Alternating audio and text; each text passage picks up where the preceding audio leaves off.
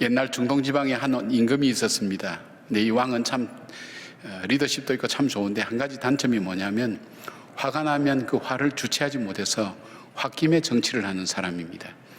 화가 난 상태에서 정치를 하니까 그 좋은 결정이 나올 수가 없지 않습니까? 그러니까 신하들이 고민하다가 아주 지혜로우면서도 아주 익살이나 개그가 뛰어난 개그맨 한 사람을 고용을 했습니다.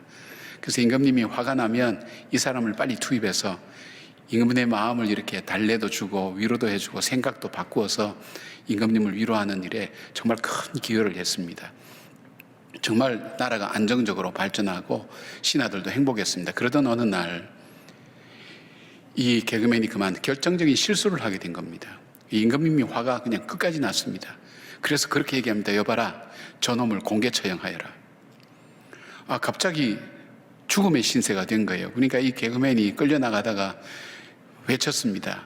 임금님, 수년 동안 임금님을 가까이서 열심히 도왔는데 한 번 실수했는데 임금님 통촉하여 달라고, 한 번만 자비를 베풀어 달라고 간절히 외치면서 끌려나가면서 이렇게 외칩니다. 임금님이 화가 이제 끝까지 올랐다가 약간 가라앉으니까 자기가 생각해도 너무했거든요. 근데 이제 그 나라 법은 임금님이 한번 명령을 내리면 번복을 못하니까 이제 추가 명령을 내립니다. 여봐라, 저 녀석에게 죽는 방법을 선택할 자유를 주어라. 그렇게 추가 명령을 내렸습니다. 근데 이것이 제수에게는 왜 축복이 되는가 하면 중동 지방의 사형 방법이 너무 잔인하기 때문에 사형수들이 죽기 전에 이 사형 방법 때문에 죽는 겁니다. 먼저 죽는 겁니다. 그러니까 사형수들에게 최대의 축복은 뭐냐면, 자비는 뭐냐면 자기가 어떻게 죽을 것인지 죽는 방법을 선택하는 겁니다. 드디어 사형 날짜가 왔습니다. 백성들도 많이 모였습니다. 아깝게 생각하고 신하들도 너무 안타깝게 생각하고, 근데 드디어 징소리가 울리면서 임금이 등장하고 자리에 앉았습니다. 자, 이제 시작하여라 그럽니다. 그래서 묻습니다.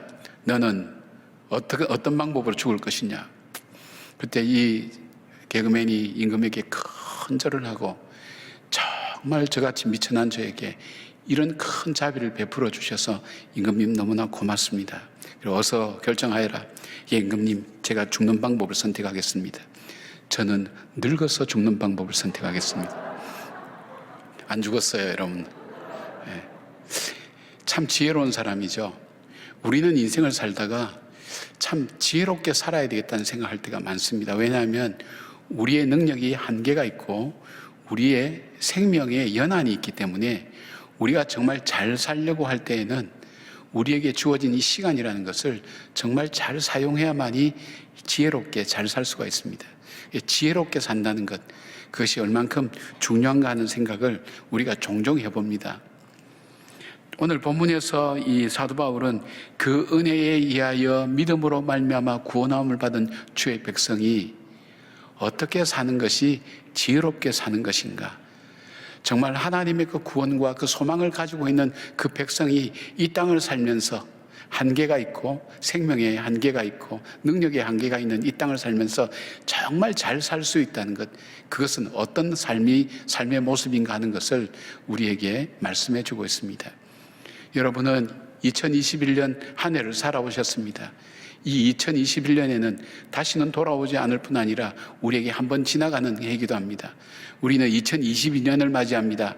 어떻게 1년을 살아오실지 모르지만은 정말 새로운 한 해에는 정말 잘 살아야 되겠다는 그런 마음을 여러분 마음속에 간직하면서 지혜롭게 사는 것이 무엇일까?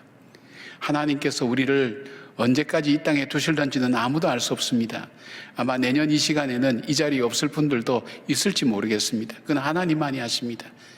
내 삶이 언제 어떻게 끝나든 그러나 그 순간까지 내가 정말 보람있고 복되게 살 수 있는 길이 무엇인가, 그 삶을 우리가 다시 한번 돌아보면서 오늘 살아온 한 해를 다시 되돌이켜 보면서 다시 올 한 해를 정말 지혜롭게 사는 그런 마음들을 가지시고 오늘 말씀의 교훈 앞에 우리가 귀를 열었으면 좋겠습니다. 지혜롭게 사는 사람, 첫 번째는 세월을 아끼는 사람입니다. 6절 보니까 세월을 아끼라 때가 악하니라 이렇게 되어 있습니다. 또 이 난해주 이렇게 보면 기회를 사라고 그런 표현도 있습니다. 메시지 성경은 또 이렇게 번역합니다. 기회를 얻을 때마다 그 기회를 선용하십시오. 지금은 긴박한 때입니다. 그렇게 되어 있습니다. 그러니까 지혜로운 사람은 자신에게 주어진 시간을 잘 사용하는 사람입니다. 즉 자신에게 주어진 시간이라는 기회에 정말 그 시간을 귀하고 가치 있게 만들 수 있는 사람이 지혜로운 사람이라는 것입니다. 여러분이 잘 아는 것처럼 시간에는 헬라어에 두 가지 단어가 있지 않습니까? 먼저 카이로스라는 것이 있습니다. 크로노스라는 것이 있습니다. 크로노스는 일반적으로 흘러가는 시간을 이야기합니다. 우리가 지금 오늘 날짜처럼 이렇게 흘러가는 시간을 말합니다. 그러나 카이로스는 단순히 흘러가는 시간이 아니라 나에게 의미가 있고 가치가 있고 보람 있는 시간, 그런 시간을 말하는 것입니다. 그러니까 기회를 사라는 의미는 크로노스의 시간, 흘러가는 그 시간을 그냥 흘려보내지 말고 그 시간에 선용을 해서 정말 그 시간이 의미 있고 가치 있는 것으로 그렇게 만들어가는 사람, 그 사람이 지혜로운 사람이라는 것을 말씀하고 있습니다. 하나님께서는 인생들에게 다양한 복을 주셨습니다. 그런데 누구에게나 공평하게 주신 선물이 있습니다. 바로 시간이라는 선물이죠. 어느 날 어떤 분이 이상한 전화를 하나 받았습니다. 선생님, 죄송하지만 선생님의 은행 온라인 번호를 좀 알려주십시오. 왜 남의 은행 온라인 번호가 필요합니까? 그러자 이 사람은 이렇게 얘기합니다. 자기들 회사에서 무작위로 고객을 추첨해서 앞으로 10일 동안 매일 그 통장에 이 미화로 1,440불을 보내기로 했다는 것입니다. 조건은 그것을 그냥 그날 반드시 의미 있게 사용하고 그날 사용하지 않으면 이 돈은 없어지는 돈이라는 것이었습니다. 이 사람은 보이스피싱이라 알고 별로 대수롭게 생각하지 않았어요. 근데 3일 뒤에 전화가 왔습니다. 선생님, 제가 어쨌든 간에 선생님의 은행 온라인 번호를 알았는데 3일 동안 송금해 드렸는데 선생님은 확인도 해보지 않으셨더군요. 3일 동안 돈을 보냈습니다. 약속대로 열흘간 돈을 보내게 됩니다. 보람 있게 쓰십시오. 그렇게 전화가 또 끊어졌습니다. 이게 장난 같기도 하고 진짜 같기도 하고, 그래서 다음날 아침에 일찍 가서 보니까 돈이 1,440불이 들어와 있는 겁니다. 이 혹시 이러다가 내가 사기당하는 건 아닌가, 또 잘못된 건 아닌가, 뭐 이런저런 생각하다 보니까 3일이 그냥 지나간 거예요. 6일 뒤에 다시 전화가 왔어요. 선생님, 6일 동안 선생님은 돈을 우리가 꾸준히 보냈지만 한 번도 돈을 사용하지 않았습니다. 그 돈은 다 소멸되었습니다. 이제 4일 정도 더 보낼 건데 선생님 남은 시간을 정말 이 돈을 가치 있게 쓰시길 바랍니다. 그렇게 이제 하고 전화를 끊은 거예요. 돈이 정말 이거 정말 나에게 주는 모양이다 생각하고 그 다음부터는 자기가 사고 싶은 물건을 샀어요. 사고 싶은 것, 평소에 사지 못한 것, 이 돈을 가지고 마음대로 샀어요. 그런데 이제 마음에 걸리는 게 있는 거예요. 이 돈을 가치 있게 쓰라는 그 말이 걸렸어요. 그래서 마지막 날에는 과일을 사서 과원을 들르고 또 과일을 사서 양론을 들르고 그러다가 이제 열흘이 끝났는데 그 다음날 전화가 왔어요. 선생님의 10일의 기간은 끝났습니다. 우리 은행에서 검토를 해본 결과, 우리 회사에서 검토를 해본가 4일간 열심히 돈을 쓰셨지만 선생님이 가치 있거나 의미 있게 우리의 기준에 맞게 쓰지는 않았습니다. 이제는 더 이상 이 프로그램은 선생님에게 적용되지 않습니다. 이렇게 전화를 받았습니다. 여러분, 이거 무슨 얘기를 하려고 지금 하는 것이겠습니까? 우리에게 매일 1,440불을 하루에 공급받을 일은 없지만 매일 1,440분이라는 시간은 우리는 공급받고 있습니다. 24시간 1,440분입니다. 그런데 시간은 저축이 없습니다. 시간은 대여주거나 빌려줄 수도 없습니다. 시간은 지나가면 그만인 것입니다. 우리는 하루의 시간을 어떻게 사용하고 있습니까? 아니, 지난 1년을 어떻게 이 시간을 사용하며 살아오셨습니까? 성경은 때가 악하다고 하지 않았습니까? 이 말은 우리가 의식하지 않으면 언제 지나갔는지 모른다는 것입니다. 그리고 저절로 의미 있거나 값 있게 사용되어지는 것은 아니라는 것입니다. 흘러가는 이 시간에 지혜를 가지고 나의 이 크로노스의 이 시간이 흘러가는 시간이 아니라 카이로스, 나에게 의미가 있고 보람 있는 시간으로 만들어가는 것, 바로 그 사람이 지혜로운 사람이라는 것입니다. 그냥 흘러가는 대로 가는 것이 아니라 오늘 나에게 주은 이 기회를, 시간이라는 기회를 잃어버리지 않고 이 기회를 가지고 유익하고 복되게 쓸 줄 아는 사람, 이 사람이 지혜로운 사람이라는 것입니다. 사랑하는 여러분, 여러분은 2022년 시간을 하나님께 받을 겁니다. 이 시간을 그냥 흘려보내지 마시고 이 시간 속에 이 시간을 선용해서 정말 보람있고 복된 삶으로 만들어가는 지혜로운 여러분의 삶이 되기를 축복합니다. 두 번째 지혜로운 사람은 주의 뜻이 무엇인지 이해하는 사람이라고 그렇게 말씀합니다. 17절입니다. 그러므로 어리석은 자가 되지 말고 오직 주의 뜻이 무엇인지 이해하라. 요 문장적으로만 보면 주의 뜻을 이해하지 못하고 하는 사람은 어리석은 사람이라는 것입니다. 지혜로운 사람은 주님의 뜻을 이해하고 행하는 사람이란 것입니다. 왜 주님의 뜻을 이해하고 행하는 사람이 지혜로운 사람입니까? 하나님은 완전하신 분이기 때문입니다. 우리가 무엇을 해야 할지, 어떻게 살아야 할지를 알고 계신 분입니다. 하나님은 우리의 생사화복을 주관하시고 역사를 섭리하신 분입니다. 그리고 지금 우리가 만나는 이 문제 앞에서 우리가 어떻게 하는 것이 가장 아름다운 결과가 일어날 것인지 알고 계신 분이 그 주님이시기 때문입니다.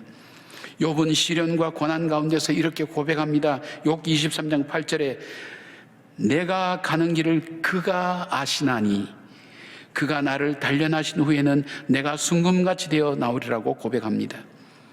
욥은 주님의 뜻을 다 이해하지는 못했습니다. 그러나 믿음으로 순종했습니다. 욥의 아내는 이런 남편이 어리석고 바보 같다고 조롱하고 그 욥을 떠나갔습니다. 그러나 욥은 주님의 뜻을 다 이해하지 못해도 주님의 선하심을 믿고 주님의 말씀 가운데 주님의 뜻을 이해하며 주님께 이 우선순위에 초점 맞추고 주님 앞에 순종했습니다. 그랬더니 그에게 있어서 최악의 시간이 최고의 시간, 최선의 시간으로 사용되는 놀라운 축복을 받았던 것을 보게 됩니다. 시편 1편 1절에서 3절 사이에 이런 말씀이 있습니다.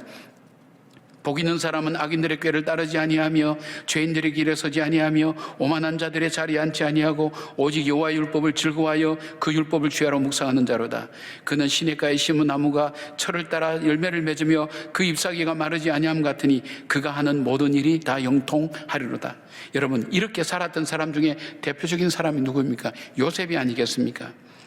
요셉은 어떤 상황 속에서도 성경에 보니까 하나님과 동행했다고 했습니다. 그가 형통한 삶을 살았다고 성경은 말씀합니다. 형통한 길은 무엇이라고 말씀드렸죠? 우리의 인생길은 넓은 길도 있고 좁은 길도 있습니다. 우리에게 거친 길도 있고 편한 길도 있습니다. 둘러가는 길도 있고 지름길도 있습니다. 그러나 형통한 길은 어떤 길인가 하면 편한 길, 넓은 길, 지름길이 형통한 길이 아니라 내가 가야 될 목적지와 연결된 길이 형통한 길입니다. 때로는 좁은 길도 갈 수 있습니다. 거친 길도 갈 수 있습니다. 둘러가는 길도 갈 수 있지만 내가 가는 목적지와 연결된 길이 형통한 길이라고 성경은 말씀하고 있습니다. 요셉은 하나님 뜻을 다 이해하지는 못했지만 하나님 뜻에 우선순위를 두었습니다. 자기의 감정도, 자기의 안일함도, 자기의 이익도, 자기의 복수도, 자기의 억울함도 모두 하나님 뜻 앞에 내려놓았습니다. 하나님 뜻이 무엇인가, 하나님 뜻이 무엇인가를 늘 찾았습니다. 그리고 그 뜻에 맞게 매일매일 매순간 그는 순종했습니다. 그럴 때의 요셉의 삶은 형통한 삶이 되었다고 성경은 말씀합니다. 복 있는 삶이 된 것입니다. 그랬더니 그가 팔려갔던 아픔도, 종으로 살았던 시간도, 죄수로서 어둡게 보냈던 시간들도, 그가 배신당한 일들도 헛된 일이 결코 아니었습니다. 하나님께서 사용하시고 복을 주신 과정이었던 것입니다. 주님의 뜻에 초점 맞추고 결단하고 그 뜻에 맞추려고 했을 때에 그에게 최악의 시간은 최고의 시간이요 하나님이 축복을 부어주시는 통로가 되었던 것입니다. 지혜롭지 못한 사람은 자신의 뜻이 완전하고 옳은 것으로 생각합니다. 현실이 전부라고 여깁니다. 현상이 모든 것이라고 여깁니다.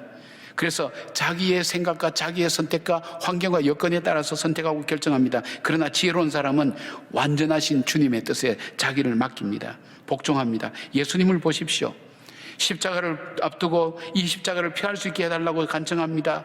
땀방울이 빗방울 될 때까지 기도했다는 것은 얼마나 그가 신경 쓰고 피하고 싶고 하고 싶지 않았던 일이었다는 것을 보게 됩니다. 너무나 고통 들어서 혈관이 터져서 땀방울이 핏방울이 된 겁니다. 그만큼 피하고 싶었습니다. 그러나 그 마지막 기도가 뭡니까? 하나님, 그러나 내 뜻대로 하지 마시고 아버지의 뜻대로 하라는 그 기도를 드렸습니다. 하나님은 완전하신 분이기 때문입니다. 그런데 이 십자가야말로 주님이 그렇게 피하고 싶었던 십자가, 그러나 순종했던 이 십자가야말로 우리를 구원하기 위한 하나님의 완전한 방법이었고 예수 그리스도를 가장 존귀하고 높이기 위한 하나님의 방법이었던 것입니다. 이 순종이 가장 지혜로운 선택으로 이어졌고 저와 여러분이 구원에 이르는 복으로 이어지게 만들었습니다.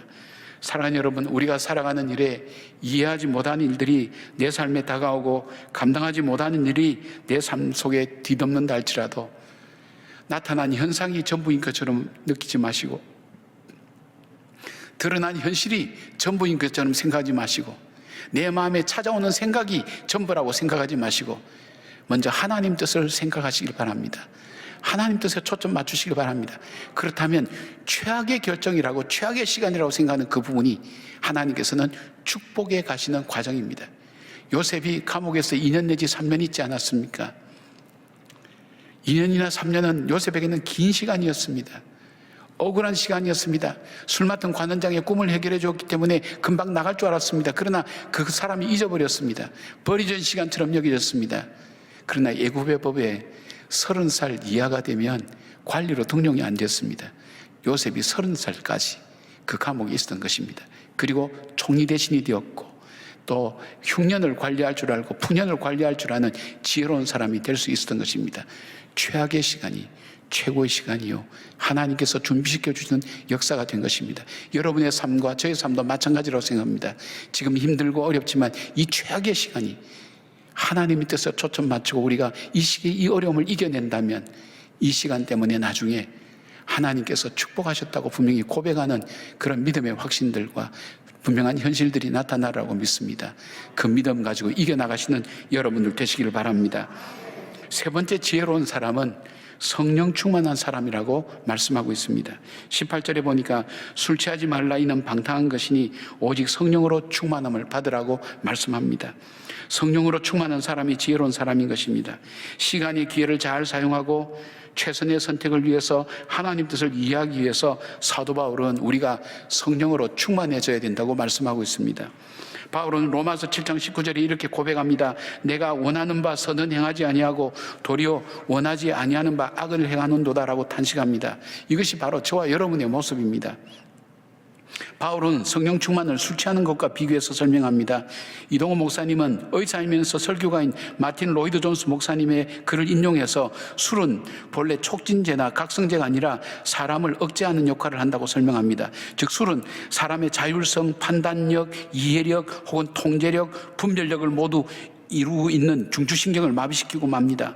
사고도 이해력도 절제력도 모두 마비되고 맙니다. 뿐만 아니라 다른 사람과 자신에게 어려움을 주게 됩니다. 그래서 자신이 무엇을 해야 될지, 어디로 가야 될지, 무엇을 그만둬야 될지 자신이 잃어버리는 것이 무엇인지를 알지도 못하게 된다는 것입니다. 그래서 원치 않는 결과를 스스로 만들 때가 많습니다. 성경은 이것을 육체의 열매를 맺는다고 그렇게 이야기합니다. 갈라디아서 5장 19절부터 21절 육체의 열매에 대해서 말씀하실 때에 여기에 보면 술 취함과 방탕함이 등장합니다. 말씀은 이렇습니다. 육체의 일은 분명하니 곧 음행과 더러운 것과 호색과 우상숭배와 주술과 원수 맺는 것과 분쟁과 시기와 분냄과 당짓는 것과 분열함과 이단과 투기와 술취함과 방탕함과 또 그와 같은 것들이라. 우리가 이것의 지배를 받는다는 겁니다. 우리가 그렇게 이 현실과 현상에 대한 지배를 받게 될 때 우리에게 이루어지는 삶의 열매들이 이렇게 나타난다는 것입니다. 이것이 열매가 될 때 그 열매는 사람을 죽이는 열매가 됩니다. 사람을 나누어 놓는 열매가 됩니다. 우리의 심령을 상하게 만드는 열매가 됩니다. 우리 영혼을 죽이는 열매가 되는 것입니다. 이것이 육체의 열매인 것입니다. 그것이 바로 저와 여러분이 선택하고 결정할 수 있는 이라는 것입니다. 그러나 성령, 즉 하나님의 영이 충만할 때 술에 취한 것과 마찬가지로 하나님의 영이 나를 지배합니다. 하나님의 영이 내 지식도 내 감정도 내 의지도 통제하고 다스리십니다. 그럴 때에 성령의 마음과 생각을 갖게 됩니다. 성령이 내 지식도 내 감정도 내 의지도 통제하고 다스리십니다. 성령의 다스림을 받는 사람은 성령의 열매를 맺는 삶을 살게 된다는 것입니다. 22절과 23절에 성령의 열매를 계속해서 말씀합니다. 오직 성령의 열매는 사랑과 희락과 화평과 오래 참음과 자비와 양성과 충성과 온유와 절제니 이 같은 것을 금지할 법이 없느니라. 우리의 성품 속에 나타나는 이 삶, 이것이 만들어가는 삶이 하나님의 귀한 뜻을 이루고 주님께서 기뻐하시는 삶의 열매를 만들어 간다는 것입니다. 우리에게 성령이 충만하지 않을 때는, 세상의 것이 우리에게 충만하게 될 때 우리는 절제력, 통제력, 자율성, 이해력, 분별력이 마비되고 우리는 사단의 괴계에 속아서 사단이 시킨 대로 하든지 우리 자신의 육신의 욕망에 욕심에 의해서 움직여지든지 세상 풍조를 따라갈 수밖에 없는 것이 우리 자신이라고 얘기합니다.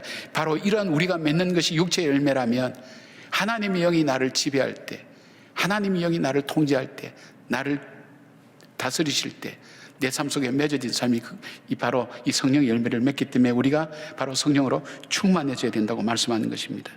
자, 그러면 바울은 그 다음에 어떻게 하면 성령 충만한 삶을 살고 있는지 19절부터 21절까지 계속해서 말씀합니다. 그 요약하면 세 가지 단어로 요약할 수 있습니다. 찬양과 감사와 피차 복종입니다. 성령 충만한 사람은 찬양하게 됩니다. 하나님을 찬양하게 됩니다. 성령 충만한 사람은 어떤 상황 속에서도 범사에 감사하게 됩니다. 성령 충만한 사람은 성령님 앞에 복종하게 됩니다. 자, 그러나 동시에 내가 내 삶에 하나님을 찬양하게 되고 내가 범사에 감사하게 되고 성령님께 복종하는 삶을 살게 될 때에 우리는 성령 충만한 삶을 살 수 있게 된다는 것입니다. 두 개가 서로 연결되어 있다는 것입니다. 이러한 삶은 하나님과 아름다운 관계를 유지하며 사는 삶을 말합니다. 주님과의 이러한 관계가 될 때에 성도 간에 화평하게 됩니다. 공동체를 이루게 됩니다. 우리의 가정과 그리고 우리의 교회가 평안함을 얻게 됩니다. 그리고 이 공동체의 머리이신 우리 주님을 모시고 사는 복된 교회와 가정이 되는 것입니다. 여러분, 지나가는 사람과 관계가 상하면 일시적으로 불편할 뿐 아니라 곧 잊어버리죠.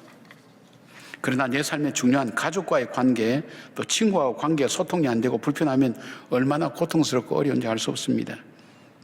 그런데 우리의 주인이신 하나님과의 관계가 소통이 안 되는데도 전혀 불편하지 않는다면 하나님의 가족이 아닌 것입니다. 엄밀하게 말해서 하나님의 자녀이지만 불쌍한 자녀가 되는 것입니다. 부모로부터 오는 것을 공급받아야 될 그 축복을 받지 못하는 것입니다. 매일 일용할 양식을 달라고 기도하라고 주님 말씀하시는데 매일 우리에게 오는 일용할 양식을 공급받지 못한다는 것입니다. 하루를 살아갈 소망도 기쁨도 감사도 그리고 하나님께 영광 돌림도 매일매일 우리에게 부어줘야 우리가 그렇게 살 수 있는데, 그렇게 살지 못하면 우리 육신의 정욕으로, 이생의 자랑으로, 안목의 자랑으로 살 수밖에 없는 것이 우리의 삶의 모습입니다. 집사람과 저는 약속한 것이 있습니다. 아무리 바쁜 일이 있다 할지라도 딸에게 오는 전화만은 반드시 받자고, 우리가 심지어는 부부싸움을 하는 중에 있다 할지라도 잠시 중단하고 딸이 오는 전화를 받자고. 왜냐하면 이 딸과 소통이 안 되니까 참 힘들더라고요. 제가 딸한테 카톡을 보내면 바로 답이 와야 되는데 보통 하루나 이틀쯤 묵었다고 옵니다. 저 답답해요. 제가 10줄 보내면 한 3줄 정도 이렇게 옵니다. 어저께는 밤에 왔는데 아빠 고담 성탄이에요.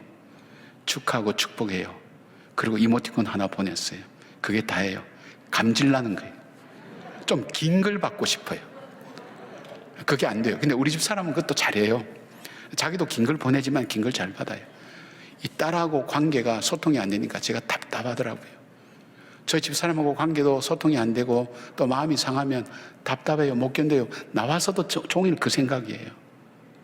그런 마음 때문에 불편해 죽겠어요. 그런데 여러분, 우리의 생사화복을 주관하는 그 하나님과 소통이 안 되고, 소통이 안 돼도 전혀 불편을 못 느끼고 그냥 하루하루 그냥 살아갈 때 우리가 정말 하나님의 자녀입니까? 생각해 보셔야 됩니다. 하나님과의 관계에 아무 의미도 못 느끼고 감각도 없는데 그런데도 내 마음은 평안해. 그 문제가 있는 거예요. 불편하셔야 돼요. 마음이 불안하든지 불편하셔서 기도하지 않고는 견딜 수 있는 마음이 돼야 되는 거예요. 그 아버지와 소통을 할 수 있어야 되는 거예요. 나눌 수 있어야 되는 게, 아버지와 소통할 때 뭘까요? 아버지로부터 공급받을 수가 있는 겁니다. 물론 자녀이기 때문에 공급해 주시기도 하지만은 아버지를 기쁘시게 할 때 하나님께서 우리 마음의 소원을 이루어 주신다고 했습니다. 그 축복을 놓치고 살아가는 것과 마찬가지인 것입니다. 사랑하는 여러분, 주님과 아름다운 교제를 나누시길 바랍니다. 성령 충만한 삶을 간구하고 사모하시길 바랍니다. 주님은 우리에게 평안과 복과 은혜를 매일 일용할 양식으로 공급해 주시는 분이시기 때문입니다. 한 선교사님이 사막지대에서 선교하고 계셨는데 풀 한 폭이 나무 한 그루 없는 그런 불모의 지대에서 살고 있었습니다. 근데 어느 날 선교사님의 사모님께서 부엌 뒤에 가니까 아름다운 꽃이 하나 피어 있는 거예요. 놀랐습니다.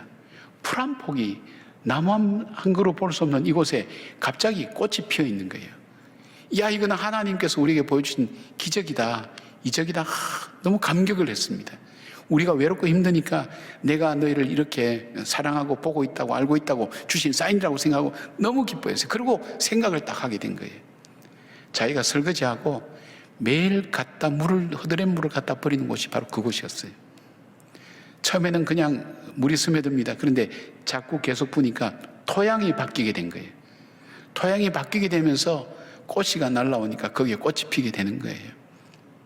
여러분, 우리의 인격이랄까, 우리의 신앙은 하루아침에 확 뒤집어져서 확 성장하고 이럴 수도 있지만 그것이 아니라 매일매일 내가 성령으로 하나님 뜻 안에서 살려고 하는 그 노력과 예씀이 하나하나 쌓이기 시작할 때 어느 날 토양이 바뀌듯 내 성품이 바뀌게 됩니다.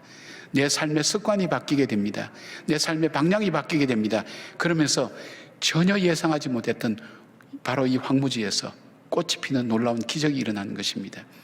여러분, 시편 1편에 복 있는 사람은 할 때 저는 시냇가에 심은 나무라고 그러지 않았습니까? 이 시냇가는 비가 오면 생기는 자연스럽게 생기는 와디처럼 생기는 그런 어떤 이 가늘천 같은 그런 것이 아니었습니다. 그냥 흐르는 그런 시내가 아닙니다. 어떤 인격적인 사람이 의지와 목적을 가지고 고랑을 파고 물을 흘려보내서 그 주위 황무지에 나무를 심고 해서 풍성하게 만드는 것입니다. 내 인생이 황무지와 같다 할지라도 내가 하나님 말씀대로 순종하고 성령 충만한 삶을 살 때 바로 내 인생 속에 고랑을 파고 물을 흘려보내어서 거기서 나무가 자라고 열매가 자라고 꽃이 피고 그리고 잎이 무성해지는 놀라운 축복의 삶이 만들어지는 것이 바로 그런 축복을 얘기하는 것입니다. 매일매일 하나님의 뜻이 무엇인가를 살아갈 때 하나님께서는 우리도 모르는 사이에 토양을 바꾸듯 우리의 인격을 바꾸고 우리 자신의 성품을 바꿔나가는 것입니다. 여러분, 2022년을 시간을 선물로 또 받을 것입니다. 지혜롭게 쓰시기를 바랍니다. 시간을 아껴서 흘러가는 시간을 선용을 하시기 바랍니다. 선하게 바로 내가 흘러가는 이 시간을 잡아서, 이 기회를 잡아서 나에게 정말 의미 있고 보람 있고 그리고 가치 있는 시간으로 만들어가는 지혜, 그러기 위해서는 하나님의 뜻을 이해하는 사람이 되어야 된다는 거예요. 하나님 뜻을 이해한다 할지라도 그것이 우리에게 실행과 삶으로 이어지기 위해서는 우리에게 성령 충만해야 가능하다는 것, 바울이 오늘 우리에게, 이 시대를 사는 우리에게 주시는 하나님의 메시지를 우리가 새겨들으면서 여러분, 정말 이 어려운 시대를 살고 있지만 지혜로운 여러분의 삶 되게 하셔서 여러분의 인생이 마무리되고 마지막 날 후회하지 않고 정말 보람되고 복되게 살아왔노라고 그렇게 고백하며 이 땅을 떠나가는 축복된 삶을 사는 우리 모두가 되기를 주의 이름으로 축원합니다.